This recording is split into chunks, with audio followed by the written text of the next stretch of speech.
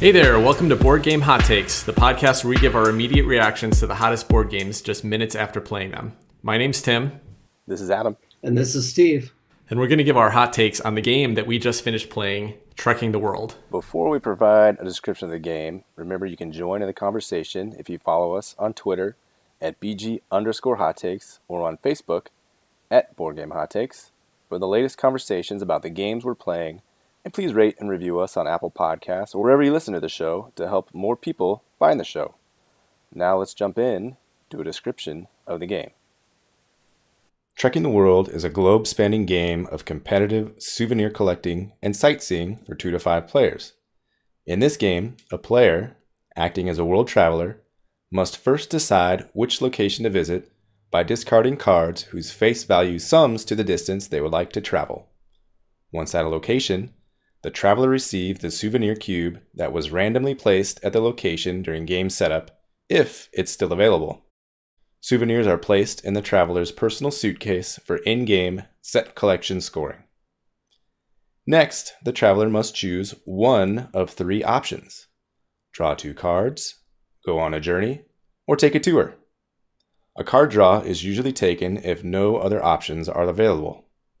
To embark on a journey, players discard 2 or 3 cards of the same suit and may take one of 2 variable actions determined during game setup. A player may take the third option, going on a tour, if they have cards of matching suits and are in the matching location of one of 4 tour cards available. The traveler discards their matching cards and receives a tour card, which provide precious points. Then a new tour card is revealed. The game ends when one of 2 conditions occur. Either a player has taken 5 tours, or the souvenirs from 5 of the 6 continents, sorry Antarctica, have all been removed.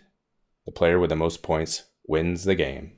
All right, thanks, Adam. So let's talk about the gameplay and mechanisms to start of Trekking the World. This was a little bit of a lighter game than we have typically been playing and reviewing. But some kind of unique things going on here. Steve, why don't you start us off? Anything that stood out to you from a mechanism perspective? I thought there were a couple of interesting mechanisms. Probably the one that I guess I enjoyed the most were the journey cards that changed every game, your superpowers, if you will. Just being, having a new element of the game to manipulate every time you play, I think is interesting. Even though I didn't take advantage of the journey cards as well this game as the first game, they were still interesting. Yeah, so those are the cards where basically every game there's 2 cards set up that you can discard 2 cards of the same color and they give you some benefit. We played 2 games in a row here. We played a 3-player game and a 4-player game. In this last game that we played, one of the cards let you discard 2 cards at the end of your turn to immediately jump to another airport and draw 2 more cards, but randomly off the top of the deck. And then the other one let you discard 2 cards of the same color and do a journey for 1 less, basically for 1 less. And move to an airport. No, that was what the first one did. But in any case, they did both of them move to an airport? I don't think so. One of them was move 4 spaces and draw 2 cards. That's what it is. And okay. one was play a journey card trek for 1 less and move to an airport. Got it. Yeah. Makes sense. So yeah, that was kind of cool. I mean, it changes every time, so there's a little bit of change in what the general abilities that everybody can use are. What about you, Adam? Any particular mechanisms that stood out to you here? Just before I go into that, just to add on to those journey cards in the, I don't know if it's a Kickstarter exclusive or an expansion that's available, they kind of have even more superpowered ones. So these ones in the game today, you're playing 2 cards of the same suit and you get to do the superpower. The supercharged ones, you play 3 cards of the same suit, and some of them are like only once per game, you get to use it, and you get to do a whole bunch of stuff by playing those 3 cards of one suit. And that was kind of a theme in the game was, sets of cards, whether it be 2 or 3, are worth a little bit more just because of the kind of the card economy for paying for different stops. A specific mechanism I like is, it's so simple, but just the blocking mechanism. So the first game we played at 3 players, and the next game we played at 4 players, and there was a little bit of blocking in that 3-player game, but not much. But in 4 players, the map just got so much tighter, and you're able to kind of block people in. So, one person's traveler can't move through another person's traveler. So you can pin somebody in there if you knew what you were doing and try to, prevent them from getting from ending the game. Like if they're up ahead, you can kind of block them out and prevent them from getting another destination card. So I thought just that simple mechanic of just being able to block somebody is just so nice and mean. Adam, I noticed you really like to take advantage of that today because that seemed to be your primary goal. Like points, not important. Blocking other people, that was a heavy focus of your game. How did that work out for you tonight? Well, while the scoreboard might have had me in dead last place, in my heart, I won because I blocked everybody out of everything. The temple destination never got picked up the entire game because he was sitting on it most of the game. So.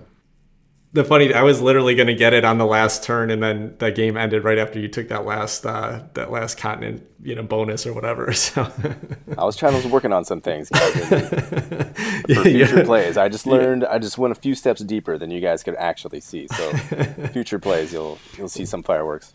Well, there definitely was an opportunity for some player interaction here, and that you could, because of the fact that people can't move in a space that you're on or can't move past the space you're on, if you can kind of see, and it's obvious where people are probably trying to head because the destination cards or tour cards, what are those called? What are the 4 cards up in the tours, top left I think. Called? Take a tour. Take a tour, yeah. Okay. Yeah, so the tour cards are visible, and if you're kind of close to one, people probably know what you're going to go to. They don't know what cards you have in your hand, but just a good shot at it. So it was really easy to kind of just jump in and say like, oh, I know he's going there. I'm going to go in and step on it or, get in the way so they can't get to it. So a lot of player interaction. This game felt to me, there were 2 games that I had in mind as I was reading the rules and as we played through it, that it's probably most reminiscent to me. One was Ticket to Ride. I know, Steve, you played Ticket to Ride. Adam, have you ever played Ticket to Ride? Yep. Yeah, okay. So it had, a little bit of similarity in that there's kind of like, a tactical, okay, I drew these cards. This is where I'm trying to get to. If I can draw the right cards to match up to it, I can get there. A little bit of that. And then Thurn and Taxis was the other one that it felt a little reminiscent, but I've only played that one once, so I don't know if I may be way off there. As a comparison to Ticket to Ride, this was a much more interesting game to me, even though it did have some similar, a little bit of that, like draw cards to try to get the things that I need to do my actions and move around a map. It had a similar weight, similar feel. This one I would play anytime over Ticket to Ride. There's a couple reasons for that, but the one mechanism I want to start with is I like that there was multiple different scoring tools in the game. So obviously you can go and, if you can get to a tour, if you can land on a tour spot and fulfill that order, if you have the card icons that you need to do that tour, that's where most of the points were. And that was fun. And it was also kind of neat there that the cards on the far right gave you some extra bonuses. So those were a little more valuable, and then they kind of moved down the river so that the cards always kind of added that increasing value. So that was the first of the scoring mechanisms, and I have a couple others I want to chat about here, but what did you guys think of the tour mechanism and how that worked? I found it very reminiscent to Century Spice Road. How in advance what's going to give you the gold coin and the silver coin bonuses, or in this case, the 5 and the 3 victory point bonuses, how there's 4 of them and how they move to the right. So I thought that was very familiar and not unpleasant at all. I think that's one of my favorite things about this game is like most of the time you get to do something pleasant, right? You get to either pick up some cubes that help you get your color bonus, or you get to complete a victory, or at the very least you get to get 2 cards and hopefully they match something. So, or at the very, very least you get to just block somebody and not do anything else. That's right. If you can't do anything else, block somebody. There you go. You just get in the way. That's all you need to do. Yep. Yeah, I had forgotten that Century Spice Road had that same mechanism. I only played it once several years back, but that's right. I do remember that. It's a good game. That's kind of fun. I've heard that comparison before with other reviewers, so they've talked about, I've never played the game, but I have heard that comparison before. That's going to have to be on our upcoming list for sure if you've never played Century Spice Road. Okay. On a tangent here, I don't know if you know this, Steve, but Century Spice Road, there was actually a series of 3 games. I think it was Century Spice Road, Eastern Wonders, and then a New World or something like that. But there are 3 separate little Euro games that all about the same weight as Spice Road. But then you can combine them all together and make one big, massive game that takes mechanisms and components from all 3 games and just works together. So I'm very, very intrigued at some point to try that out just as a whole set and see if that whole I don't know what you call experiment, worked out and paid off. That'd be kind of fun to do sometime. I haven't played the other two. Going back, untangenting and going back to the tour cards, aside from them being incredibly beautiful, which we'll talk about later, I like that mechanic. I like it. It is, like Steve said, just kind of a very pleasant, you're collecting these different colored suits of cards, trying to make it to that destination and taking I guess they're called the tour cards, and taking a tour of those cards. And you nailed it too, Steve, when you said, even if you don't have the fortune to be able to block some people right away, you can always pick up a cube or try to get the last cube on a continent, and that gives you the kind of hidden info points. But there's always something you can do to try and get yourself some points. So what do you guys think of the cube column mechanic and the cube, I guess there's a row mechanic and a column mechanic, which I think is kind of neat too. You can kind of get majority of colors, and you get points that way for a little, kind of hot potato thing. If you have the most cubes of one color, you get the little scoring bonus. Or you can do a cube of each color in a column, and you get, I think it's like 5, 10. It works its way up. So if you get more columns blocked out, you get more points. I enjoyed both of those column and row cube collection things very much. Yeah, as far as one of the scoring mechanisms, that was my favorite in the game. And we'll talk about this when we talk about the production, but those cubes are actually supposed to be souvenirs. So you're collecting different types of souvenirs. That's what the different colors represent. And I like two things about it. One, it had the, Dune Imperium recently came out with alliance tracks. And if you get to the one spot on the alliance track early, then you build the alliance, you get the victory point, but then someone can come up and steal that away from you. And so the mechanism was the same here, that if you have the most of one color above 2, then you're going to get that bonus scoring card. But then if somebody else can get past you on that track, they get the scoring card from you. And I thought that added another little layer of player interaction and fun, and something you had to watch for with the way those cubes scored. Go ahead, Steve. Well, I'm just going to say, the concept of having to have one more than all the other players of a certain category, that is an element of Ticket to Ride. It is an element of Carcassonne. So, those aren't unique elements, but I did like how they interacted in that cross section. What's the link in Ticket to Ride? I don't remember relationship. Depends on which expansion you're playing. Okay. But Longest Road, World Globetrotter, visited the most cities. It depends on the expansion. That's right, yeah, and that's not something that the first person doesn't get to keep it. It's whoever has the longest at the end of the game that basically right. gets So it flops around. It's the last person to have gotten the most of that category. Right, so, right. Yeah. Well, but I like how you kind of have to focus in this game on one section. The bottom right corner. Do you want to go for or bottom left corner? You don't want to go for one row and one column, or do you want to try to go for 2 columns or 2 rows? Because you can't do everything, so you have to kind of decide. Yeah, and I really like too the column the column scoring there, where obviously we were talking about trying to get the most of a color, but also if you are going to get bonuses just for having full columns of the things. And that actually reminded me, Adam, a little bit of, we just played Curious Cargo a couple weeks ago, where if you can get to a certain point and fill rows and columns, you get extra points for it. That's fun. Yep. That's a fun little tool. And the cool thing is, like you mentioned, is that when you're moving around the board, even if you don't get to fill an order that turn, you still get to pick up one of those cubes. So there's still a little bit of a, hey, I at least accomplished something before I just draw extra cards, which I think is my biggest complaint about the comparison I made with Ticket to Ride, in that Ticket to Ride, on your turn, you're either spending trains to fill in, to basically make a route, or you're just drawing cards. And the drawing card turns are just so boring, and in this one, at least you're doing something else when you have to take that in between fulfilling order turn, and I like that. All right. Any other mechanisms that you guys want to mention here? I think we covered them all. There's really not that many, right? There's you take a tour, you get some cubes, you go rows, you go columns, or there's the little map, the map thing. I guess we haven't talked about the in-game triggers. So in this game, they only do 6 of the continents. They don't do Antarctica. So once the cubes are all removed from 5 out of the 6 continents, that's an in-game trigger. Or once the first person has completed 5 tours. So that's nice. It keeps the game snappy and moving along quick. In that second game, it snuck up on us. I think Sarah, or was it Steve, grabbed the last cube out of Africa. And I don't think any of us realized that was the 5th out of the 6th one, and boop, game's over. Yeah, good thing we were playing on Board Game Arena. It told us when the game was over. All right, we probably would have missed it. Yeah, that was interesting, and I think it's worth calling out the scaling on this game. So we played a three-player game and a four-player game. Adam, just from your experience, you played some two-player games, right? Yeah. Honest opinion, how did that compare? Did you feel like it was still a good experience at two? Because you've talked highly of the game, and even after you just played it, those player cons. Yeah, at two, I still loved it. So there's so much more we'll get into aside from the gameplay itself. The production is amazing. But circling back to the gameplay, at two, it's nice too. It's still it's a lot more wide open. There are less cubes, but it's still, you can predict directly what the other person's going to try to do. And there are some key points on the map where you can block the route that person's trying to get to, like into Africa, for instance, and you can force them to go to an airport or go the long way around. So you can do some things, two players, to kind of fence things off, and that the interaction there is still really nice.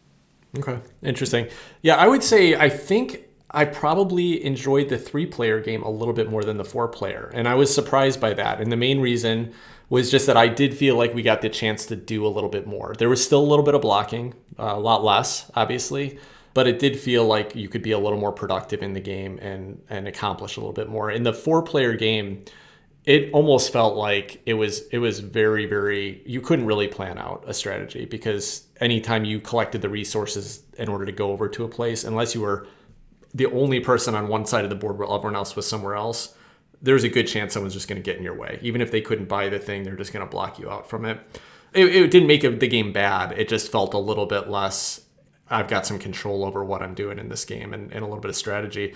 So I could imagine that a five-player game would be very much, I mean, it would be interesting, I guess, but it would probably be, I can't imagine a five-player game ending with someone getting four of the tours, right? I mean, I just don't see how someone would pull that off in a five-player. Oh, it's five tours? Let alone five tours, yeah. Oh, it takes five. Okay. So I don't know that I'd like a five-player game as much. It'd still be a fun little experience, and it goes quickly. It's a quick play. Still a fun little experience, a little bit more, struggling for the cube counts, and maybe you can get one or two quests, but you're just not going to get a whole lot of actually getting something done, I could imagine, in a five-player game. So yeah, I thought three players was a good sweet spot. Four was still okay, it was still fun, but I think three was probably a little bit better for me.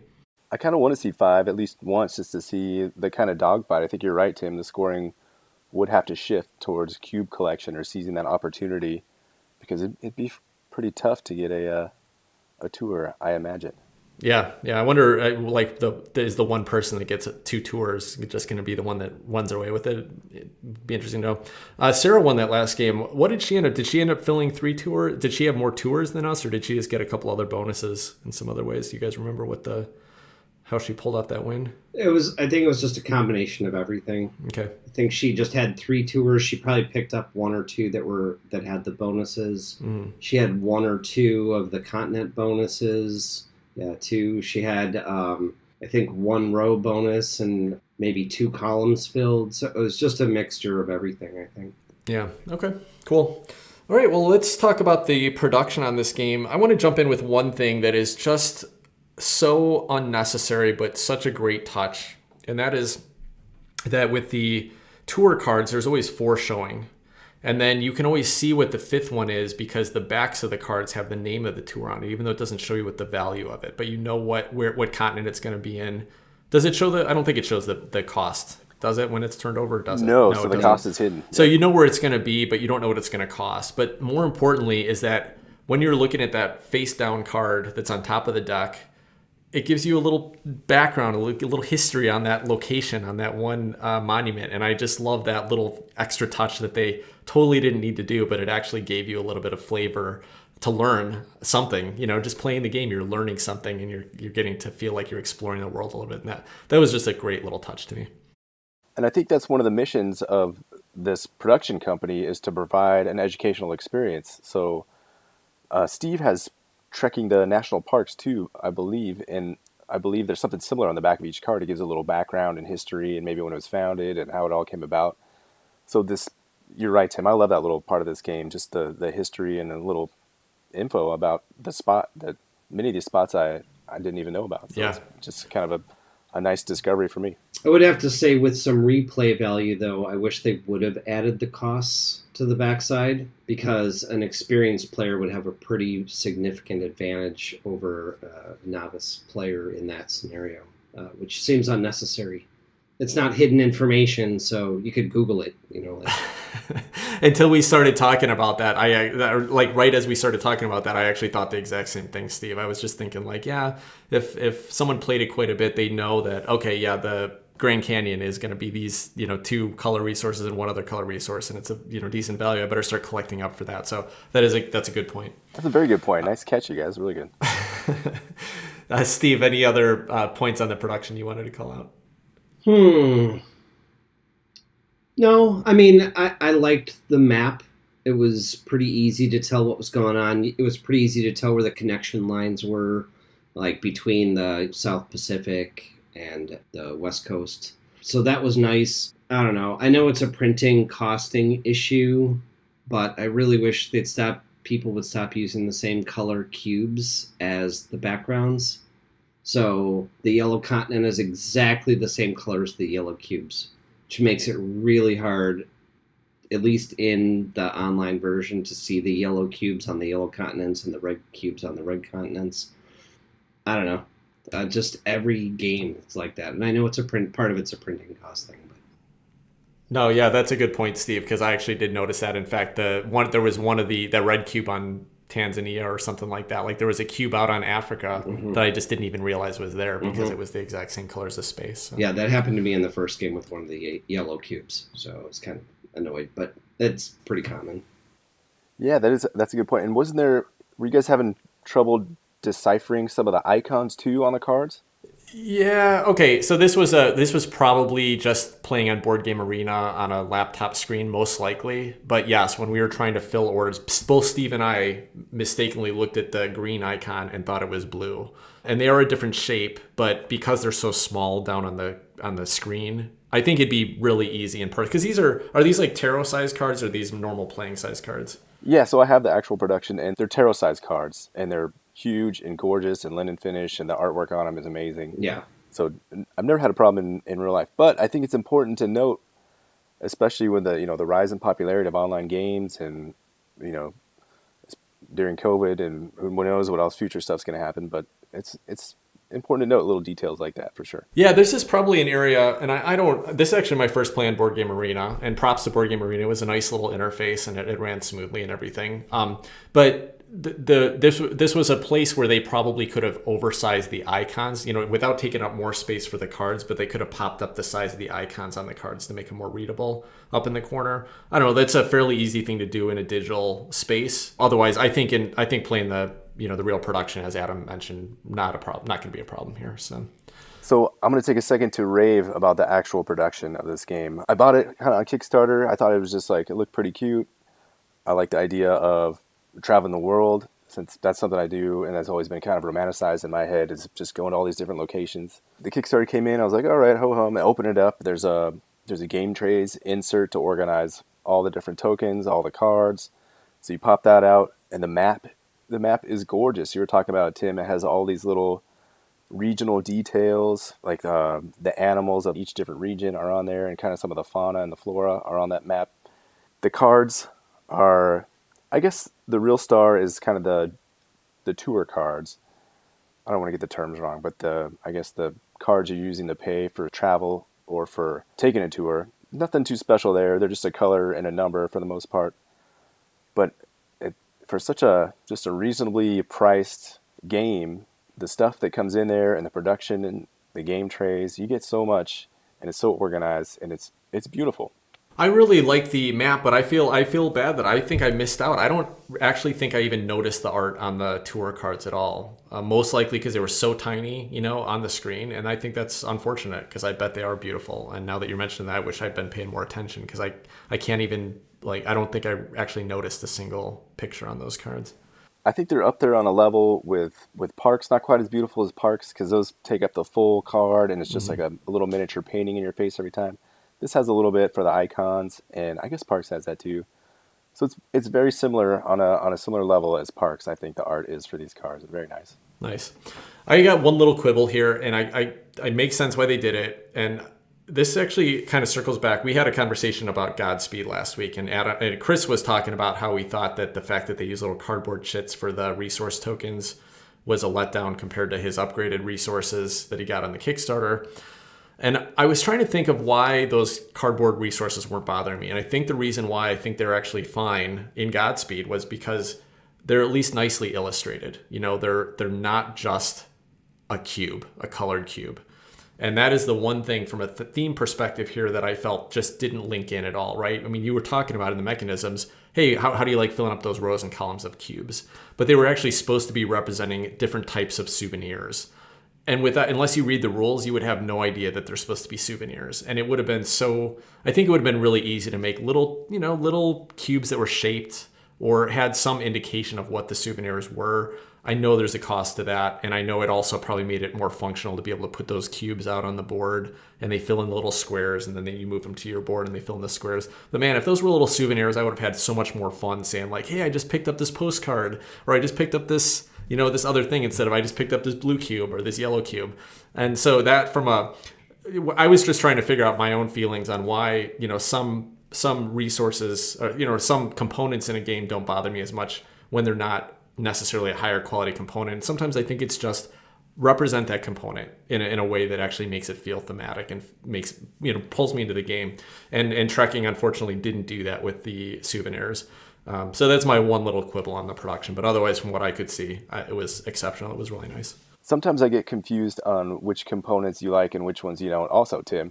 But I think you make a really good point here that it would be so nice if they weren't just cubes, you're right, and they were supposed to be a little, a trinket, like a little miniature Eiffel Tower, or a postcard, like you're saying. And I think I don't even remember thematically what they're supposed to be. Most of this type of, is it a little spoon? Is it a little postcard? Is it a little, I forget what it is, but they do all have specific genres that they're supposed to be. And after playing twice, I have no clue because they're just cubes to me. Yeah.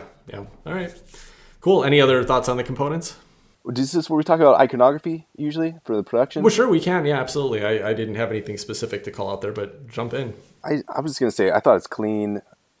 We jumped right into it, and there was, aside from, whoops, I picked the wrong color because I couldn't quite tell what it was on the Board Game Arena card there. It's just a clean game iconography-wise and board-wise, and well, the cards, I don't know, they're just bright colors, the ones that you use to pay for the tours. Those ones, I don't know, I think they could have done a little more. They're a little disappointing, kind of like Uno cards, but everything else, it's super clean, super functional, so I just want to add that in there. Yeah, and the game was so easy to learn. I hadn't played it before tonight. Jumped in and watched Rodney's 15-minute watch it played video, Rodney Smith's video, and I knew exactly how to play. And I just, I asked a couple questions just because while I was watching his video, I was distracted with something else. So, I missed a couple little rules things, but it was so easy to learn, so easy to teach. This is a game that you could get on the table and be playing in 5 minutes. And that's got a lot, that says a lot actually, to be honest, like as a pro for this game, that it was a fun experience, but also you could teach anybody to play it and you'd be up and playing in just a few minutes.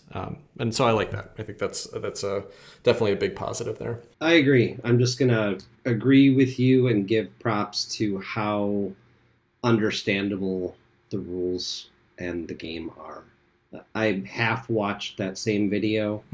He kind of skimmed through it seemed even. I guess there just wasn't that many rules to go over. And other than a few clarifications, I felt really comfortable going into this without a teach. So yeah, and I'm actually, now that you brought that up, Adam, as far as iconography, one thing I actually wanted to say is that every time I did have a question, Adam says, oh, just go look on the board. It shows you right there. It shows you what the end game triggers are. It shows you what actions you can take. And I love that. I've mentioned that in a previous episode, but when you can put something on the board that just tells people what you need to know, we never had to open the rule book. And I think even if you didn't already know the game and we just needed to learn it tonight, I think that we could have referenced the board in every situation and would have known what to do. So super clean rule set and super well represented so that there wasn't any confusion here. So really like that. That was great.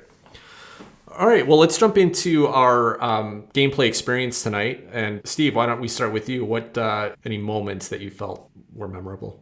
Actually, a lot. It seems like every third turn something memorable kind of happens, right? Like you spend all this time collecting, not all these time, you spend 1.5 turns collecting cards to hope to pick up one of the 2 bonuses that you might be in range of reaching. And either it goes amazingly and you end up picking up 2 cubes that you needed and maybe 2 tours, or at least 1 tour and some cards for your next tour that you're going to pick up, and you're just living high. Or somebody blocks you 1 turn and the next turn they take the tour that you were saving up for, and you're just totally crushed. So it's just a lot of ups and downs, but had a great time even when I was blocked or had my tour stolen. So I enjoyed it. The game is super tactical, so you really can't count on planning long term in the game. It's all just like, what can I do this turn to optimize what I'm doing? My the most memorable part of the game for me was, I wasn't even involved in it, but when we started the second game, I think 3 of the 4 tours were in Australia, and nobody had started there at that airport. So immediately Steve's the first player and he jumps down to Australia and starts walking around over there. I don't know how it happened, but at some point, Adam, Steve, Sarah are all in Australia. There's 2 tours sitting down there for like 6 turns.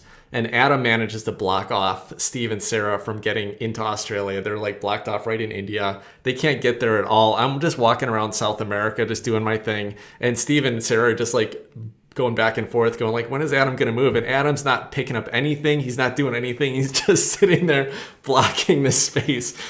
It cracked me up. It was so funny. Like at the end of the game, one of the starting tours was still sitting there in Australia that nobody managed to pick up when you guys were all sitting there for like 4 turns. So yeah, that was it was an interesting strategy, Adam, but definitely made some memorable moments. I don't know what I was doing. It was fun. I like how Steve described it. It is. I'm going to take what both of you guys said. It is very tactical, and every 2 or 3 turns, there's something that's awesome. Either you pick up some cubes, fill in a column, and you get a tour, and you're like, heck yeah, I just did that right. That was amazing. Or you're blocking somebody out and just hanging out in Myanmar, just chilling, looking at some temples, but not having the cards to take a tour of them. So you're kind of on the outskirts, listening into the tour guide, kind of catching a word or 2 there. It's just a fun game, and I don't know. I had a big smile on my face the whole time I was playing it. So yeah, nice. All right. Well, so would you guys request to play the game again? Adam, why don't you start? Absolutely. I love this game, so I would totally request to play it again. And the fact that we played 2 games in an hour and a half, or maybe 2 hours, just under. This is the kind of game I'm looking for. That's light rules overhead. There's some tactical. There's some nice, sharp decisions. A little bit of bite to it, where you can block and be a little bit mean. So when you guys answer this question, I want to hear your take on what you think rules overhead and gameplay. Is the juice worth the squeeze? There's a lot of more complex games that have a deeper rule set, but is what you get out of it worth it for learning that rule set? So as you answer this question, I want to hear your guys' take on that too. All right, Steve, what about you? Yes, I would definitely request to play this game again.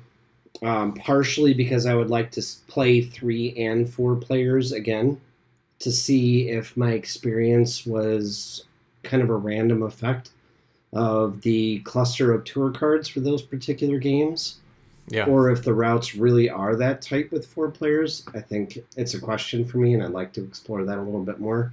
As far as bang for your buck as rules go, I think it's amazing. It's got one of the most streamlined rule sets that for this complexity level of game that I've played before. And as much as Pan Am, for instance, is an amazing game, I mean, maybe almost everything about it is slightly better. It's so much more complex. I enjoyed playing this game more, honestly, even though maybe some of the individual elements aren't quite as advanced as some other games. All right, interesting. So I as I mentioned, when I came into this, I expected this to be similar to Ticket to Ride just from reading the rules. And one of my least favorite mechanisms in a game is the random drawing for set collection. Ticket to Ride is a common example. Ethnos is another example of a game that seemed to have a lot of promise, but when it comes down to what your actual actions are, that's what you're doing. And I think this definitely fixed my concerns. Like it was more fun than I expected just from reading the rules. Like, I mean, it seemed interesting. Like I liked the scoring, the different scoring opportunities, and it kind of met those goals for me. So as a comparison to a similar weight game, I think it was a lot of fun. I definitely enjoyed it more than I would have expected from a game of this way, because it's just not my normal thing. And I think to bring as I'll call it a gateway game, and not in a derogatory way, but that's just the term that I know to use for it. And that is that for a game that really you could introduce anybody into quickly, but you could also play with more experienced gamers, I think it's a great time and it's a lot of fun. Because it's that kind of entry weight game that doesn't really give me the experience I'm looking for in a game typically, I probably wouldn't request to play it again.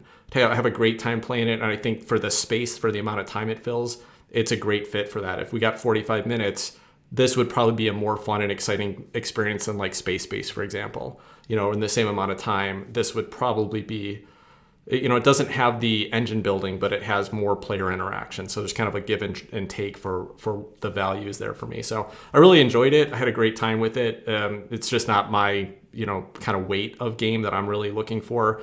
It's probably very comparable to Parks. I would say, Steve, your comparison to Pan Am was a good one. I think I would typically probably pick Pan Am, again, just because that kind of leans towards more my game style of the two. But this one definitely had some fun and exciting moments, and I had a great play with it. So be happy to play it again in the future. Just wouldn't be something I'd be looking to pull out. To add on a little more to that, so I got this off Kickstarter. I thought it would be fun just to get my daughter introduced to a map and traveling the world and seeing these different locations.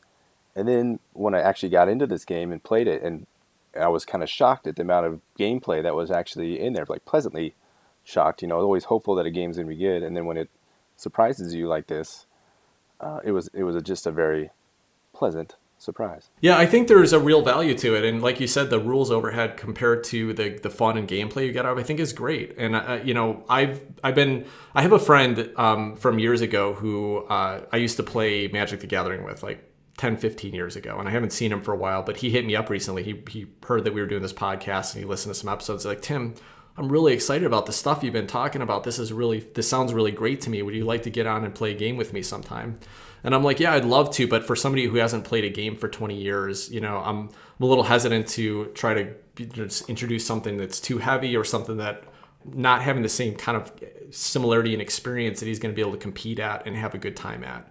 And this game probably is the best fit I've found to introduce somebody new to the hobby. It's so tactical, so even an experienced player, obviously you can make some choices, but there's no way that you can guarantee that a more experienced gamer is going to win this game. Anybody could compete in it and win at it, and I think that's a great thing for a game to do. And we're going to be talking in our next episode about what makes games fun, and that's actually one very, very strong variable for me, is that it's fun for everybody at the table. And this is a game that I think you could bring anybody into and everybody can have a fun time playing it. And so there's a lot to be said about that. All right, sounds good. Well, thanks, guys. I think that'll wrap up our conversation on Trekking the World. We'll talk about some things that we're excited about in the world of gaming right after this.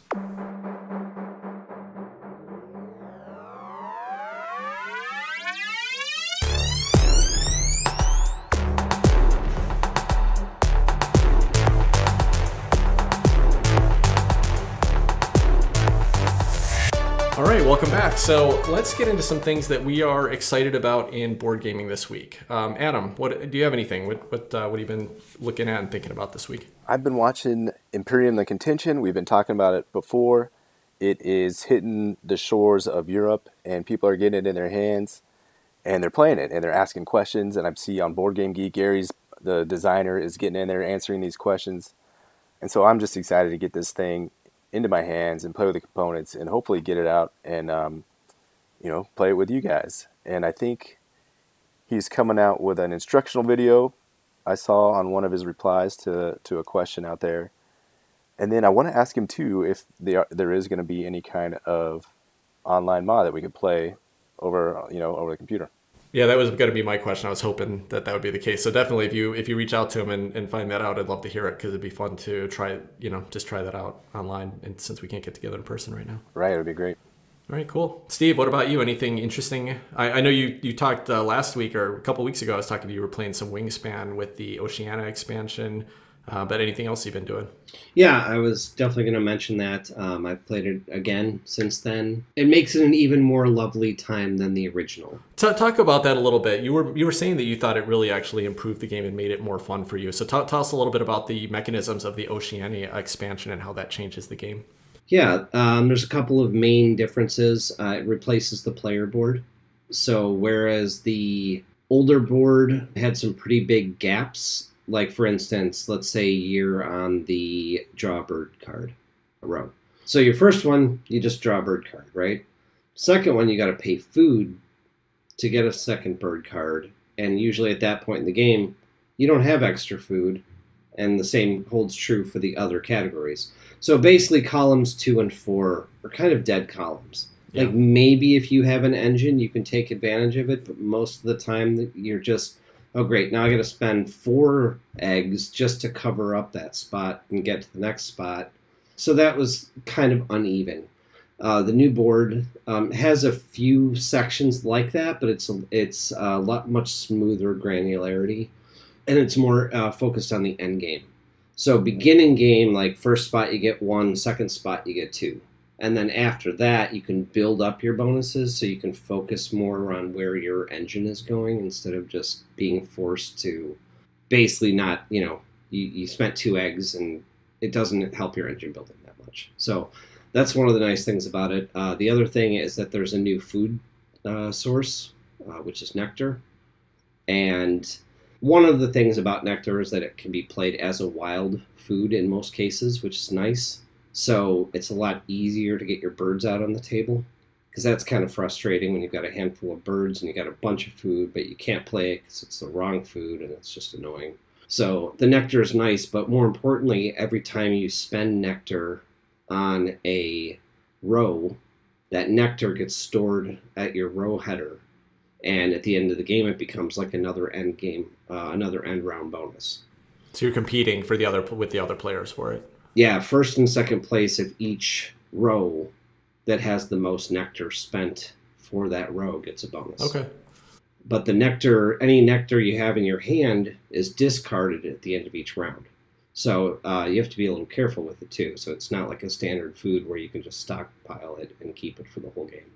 There's a bunch of other little tweaks like that too, but it just mostly just smooths that out, makes it a lot smoother. Yeah, that actually sounds really fun. I like the kind of the resource management of the nectar. When I didn't realize some of those things that like you have to discard at the end of the round and that you get points for it, because then you can kind of compete and say, well, I could build this card to help my engine here, but if I build it in this row, I'll be higher in nectar, spent for compared to the other people, so I might get some point bonus, and that gives you some extra strategic choices on where to build your birds. I like that. It's cool. Yeah. So just kind of to cap it off, it just means that there's more areas to get bonus points in. Okay. So if you can't really compete for the end of round bonus, you've still got several other sections that you can compete in the bonus for. Wow. Is that like one of those kind of expansions where it kind of tweaks the whole game and kind of changes the whole rules? Sort of like Feast for Odin, I think Norwegian's expansion kind of changes the whole worker placement spot. So does it seems to me like with a whole replacement player board, it kind of tweaks the whole game a little bit, changes it up. Yeah, the rules are the same, but with the different player board, it changes the experience significantly. And a lot of the birds in the Oceanic expansion, aside from some other tweaks, there's a lot more end game bonus point birds. So that gives you another way to potentially get end game points that maybe other people can't plan as much for. Or, it's just another route. So a lot more flexibility. Now, one of the other things I've heard about the expansion is that it is supposed to also, I don't know if this is the designer's intent, but I understand it does help solve some of the complaint that's happened that sometimes the eggs are the most valuable strategy, building up eggs. So are the egg generation spots just a little bit lower? I don't remember if that's what happens there. It's not that the egg generation is weaker. It's that there are a lot more ways to get points. Traditionally, Wingspan, round 4, the only point of round 4 is to capitalize on your egg engine that you built up the rest of the game, unless you have some other specialty engine. Round 4 is the egg engine generation turn. And so all you do is you take 4 actions generating eggs and maybe 1 action trying to complete something to get your round bonus. That is no longer the case with this because there's so many other avenues for bonuses, specifically the nectar, but also there's new round bonuses as well. There's just a lot more ways to get points besides just generating eggs. So it's more fun. And I'm actually looking at a picture of the board right now. I can't see the first space because it's covered, but it does look like there's actually less eggs in the farther right spaces too. Yeah, I think in the original game you could get 4 eggs just in the final column. The final bird space column. Here you have to have all 5 spaces filled up before you can get 4 eggs. So it does look like it at least limits it maybe a little bit. I think it's also only 1 egg in the first space, but I can't tell that for sure. Do you remember? Is it just 1 egg or still 2 eggs in the first space? I think it's still 2 in the first. It's just the second one lets you do something else. Like you can, I don't know, I don't remember. Yeah, it looks like at least 2, 3, and 4 are all 2 egg spaces, which were a little bit more escalated in the original game. So okay. Yeah. So maybe there is less egg generation as well, but they're just also not quite as valuable because there's other ways to get points. Okay, cool. Well, I think that's really neat. This is an expansion I did not pick up, but it does seem like it does a couple things. It adds another layer of player interaction, which is probably our biggest complaint about Wingspan on when we talked about it on our podcast. Because you're competing now for the nectar bonuses as well. But then that's the other thing that it may fix a little bit is that the last round is not just all about running the eggs. Maybe there's some other good opportunities there. So that's cool. That sounds like a lot of fun. All right, cool. Well, thanks. What about you, Tim? What are you looking for?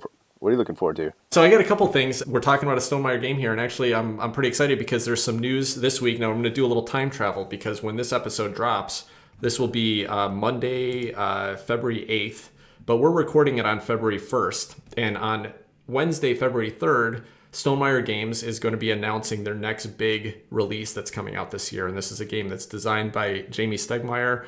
And, he releases a game that he's designed about once every 2 years. It's always a big event. I personally have always had a lot of fun with Jamie Stegmaier's designs, and so I'm pretty excited about what's coming out, what the announcement's going to be. So looking forward to hearing that on Wednesday, and obviously, again, when you listen to this, this will already be, you'll be aware of it. But one of the other exciting things that I'm looking forward to is that next Monday, the 8th, we actually are scheduled to talk with Jamie Stegmaier about his new game release. So he will have just made the announcement. Probably a little bit of information will be released by then, and we'll get to chat with him a little bit and ask him some questions about it. So I'm really looking forward to that. And if you guys, if you listeners are a fan of Stonemaier Games or just interested in some information, we're hoping to deep dive a little bit with him about the game. That episode will be released on Monday, February 15th, so you can get some more insight into that new release and what it's all about. So yeah, really excited about that. What about you guys? Does that get you excited when you hear Stonemaier is releasing a new game? I'm a huge fan. I mean, every game I've played of his, I love. Tim and I have spent almost entire weekends just playing some of his games over and over again. They take up probably a third of my game shelf collection. I mean, partially just because they're so large, but also I'm a big fan. I'm about 50-50 with Stonemaier Games. They're such huge releases and they have mass appeal, so it's fun to see them catch fire amongst the board game community. But then I'm not always sold on his designs. So I'm hopeful that this thing will fit right up my alley. And if some of the speculation about the theme are true, then I think I'll have a very fun time with this game. I'm looking forward to it just to see what it is, and it's piqued my curiosity for sure. So I'm looking forward to this release. Yeah, that's awesome. So the speculation that Adam's talking about is just like my guessing of what this game is going to be about based on some past comments of Jamie Stegmaier's. I don't know if you've heard anything else, Adam. But I don't want to talk about it today because I'm excited to see where it goes, and we'll see. But Adam, you'll have to hold me to task there and call me out if I was completely wrong about my guesses about what this game is once we actually hear the news this week. Either way, the speculation's been fun enough that whether it's true or not, we'll we'll yet to be seen. Yeah, But I've had fun just thinking about that. So. All right, cool. All right, well, sounds good. Thanks everybody for listening. This will wrap up our episode of Board Game Hot Takes. If you have anything to say about trekking the world or anything else we talked about today, we'd love to hear from you. Reach out to us on social media, and otherwise, have a great week, everyone. Talk to you later. Bye-bye.